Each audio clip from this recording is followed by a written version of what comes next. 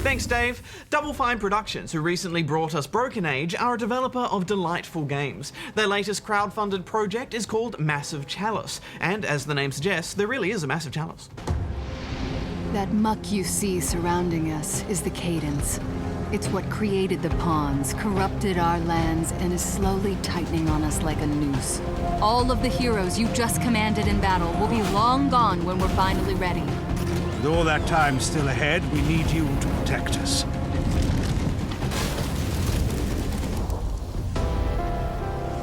You take your hits well. Keep it up. Massive Chalice is a turn-based strategy game that's set over a very long war. You are a god of sorts and guided by two voices that speak from a giant chalice. Basically, we can devote some of our power to help the war effort and the nation.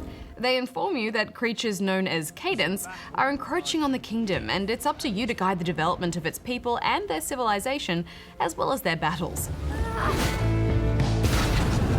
And this really is a long war, hundreds and hundreds of years until the chalice is powerful enough to cleanse the land. And that equates to well over 10 hours of actual gameplay. We'll get to the combat in a bit, but first let's talk about the timeline and ancestry mechanics of the game. You can't name your characters, but they actually don't live long enough for that to be an issue. Characters you level up and used to fight will just simply die of old age. Sound the horns of passing. Oh, I was so upset the first time that happened, Boncho. Yeah, me too. And initially they die at such a low level, it's hard to imagine you will ever unlock their entire skill tree. But you do find ways to speed that process up and get them leveling a bit quicker. The timeline works like this. You start some research, fast forward time until an event happens, whether it's a fight, a birth, or a death. And every now and again you'll get a tricky choice consequence type decision that will directly affect your heroes and kingdom. This might take some thought. I'm glad I don't have your job today. Days fly by, and once you've got your first keep, you'll need to appoint a king and queen and hope they are fertile enough to produce offspring. These offspring are your future heroes. There is a lot to get your head around and keep your eye on, but this kind of busy work is strangely compelling. Yeah, I also like that you can have two leaders of the same sex who can then adopt a baby, and apparently this was added thanks to backer feedback.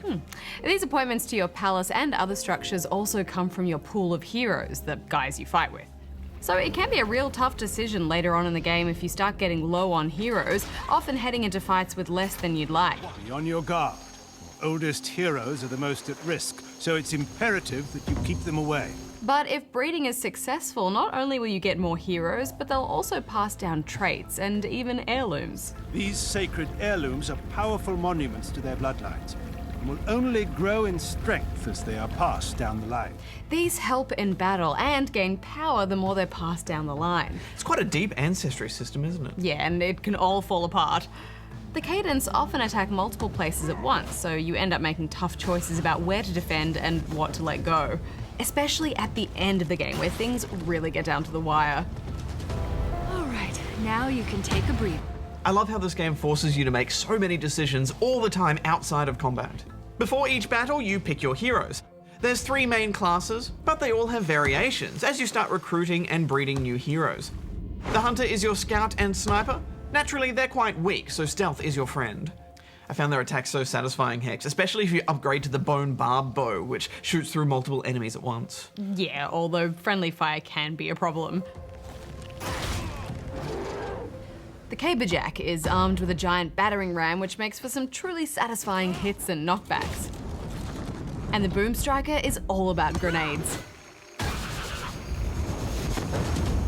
I like that along with class variations, your gear is upgraded based on researching your enemies.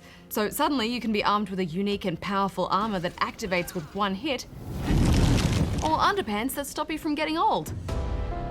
Where can I get me a pair of those? Most of your strategy out in the field is based on line of sight, avoiding enemy knockbacks, creating knockbacks, and stunning enemies where appropriate. You'll be hiding, backtracking, ambushing, and focus firing to get the best outcome. The interface is nice and snappy, although there aren't any options to speed up combat, which is a bit of a shame. It's not that big a deal though, as enemy turns move along at a decent enough pace. I lost myself to this game for a good couple of days, Hex. This combat is just so interesting. And even all the stuff outside of combat is fun. I enjoyed the micromanagement, and I think it's mostly because that interface is just so delightful to navigate. Yeah, the UI is really great, and so is the music.